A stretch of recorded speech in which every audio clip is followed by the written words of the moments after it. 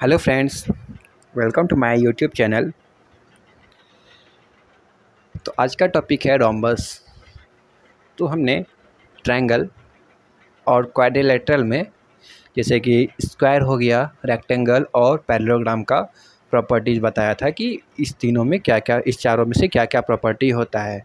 ठीक है, तो देखिए अब हम रोम्बस के बारे में आज बात करेंगे कि रोम्बस में क्या प्रॉपर्टी होता है, हम कैसे पहचानेंगे कि रोम्बस है। कोई फिगर दिया हुआ है वो रोम्बस है, और अगर वो दिया हुआ है कि रोम्बस है तो उसमें इनडायरेक्टली क्या क्या गिवन है। जैसे कि अगर स्क्वायर दिया हुआ है तो हम लोग को पता चल जाता है ना कि ये चारों साइड इक्वल है, ये 90 डिग्री है एंगल, तो ये सब प्रॉपर्टी होता है। तो इसी तरह से रोम्बस का प्रॉपर्टी जानते हैं। ठीक है, तो सबसे देखिए रोम्बस क्या है। रोम्बस भी एक क्वाड्रिलेटरल है। ठीक, तो रोम्बस एक क्वाड्रिलेटरल है जिसका कि चारों साइड इक्वल होता है। तो चारों साइड इक्वल तो स्क्वायर में भी होता था, लेकिन स्क्वायर में देखिए हर एक एंगल जो होता है वो 90 डिग्री होता है। ये वाला एंगल, ये एंगल, ये एंगल, ये एंगल। ठीक है, ये ये ऐसा होता है। स्क्वायर और रोम्बस में बस यही अंतर है कि ये चारों एंगल 90 डिग्री नहीं होता है। ठीक है, हम बोल सकते हैं कि जितना भी स्क्वायर है सब रोम्बस है, क्योंकि रोम्बस का प्रॉपर्टी तो स्क्वायर में आ जाता है। हम डिस्कस करेंगे रोम्बस के प्रॉपर्टी के बारे में, लेकिन सब स्क्वायर का जितना भी प्रॉपर्टी है सब रोम्बस में नहीं आता है। तो जितना भी स्क्वायर है सब रोम्बस नहीं हो सकता है। तो देखिए फर्स्ट प्रॉपर्टी है ऑल साइड्स आर इक्वल। तो ये स्क्वायर में भी होता था और रोम्बस में भी है कि जितना भी साइड है रोम्बस का सब इक्वल होता है। A B equal to B C equal to C D equal to A D. ठीक है, सेकेंड है अपोजिट साइड्स आर पैरेलल। तो अपोजिट साइड्स यानी कि ए बी जो होगा, इसके सामने का साइड जो डी सी होगा वो पैरेलल होगा। ए बी और डी सी पैरेलल होगा। फिर बी सी और ए डी ये भी पैरेलल होगा। वो तो स्क्वायर में भी होता था। ठीक है, थर्ड क्या है, opposite angles are equal. Opposite angle जो होता है वो इक्वल होगा, यानी कि एंगल ए जो होगा वो एंगल सी के इक्वल होगा, और एंगल बी जो होगा वो एंगल डी के इक्वल होगा। वो भी स्क्वायर में होता था। फिर क्या है, diagonals bisect each other at 90 degree.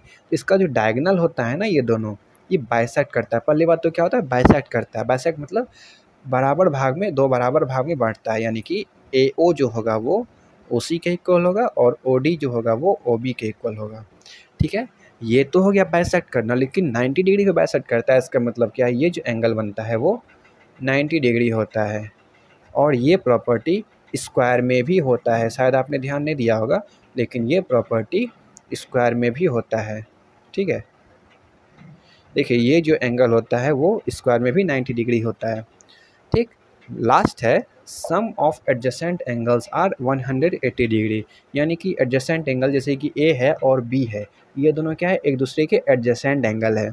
फिर बी और सी, एडजेसेंट मतलब मैंने पिछले वीडियो में बताया था कि पड़ोसी, यानी कि बगल का एंगल जो होता है। तो ए के बगल में जो डी है, बी है और डी भी है इधर, तो A plus B, angle A plus angle B जो होगा 180 डिग्री होगा।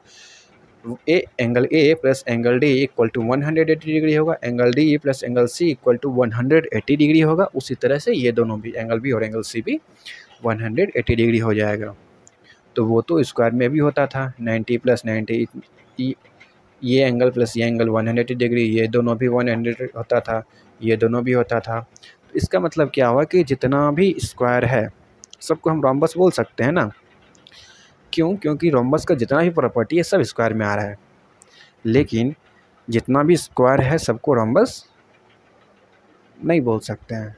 या फिर नहीं, जितना स्क्वायर है सबको रोम्बस तो बोल सकते हैं, लेकिन जितना रोम्बस है सबको स्क्वायर नहीं बोल सकते हैं।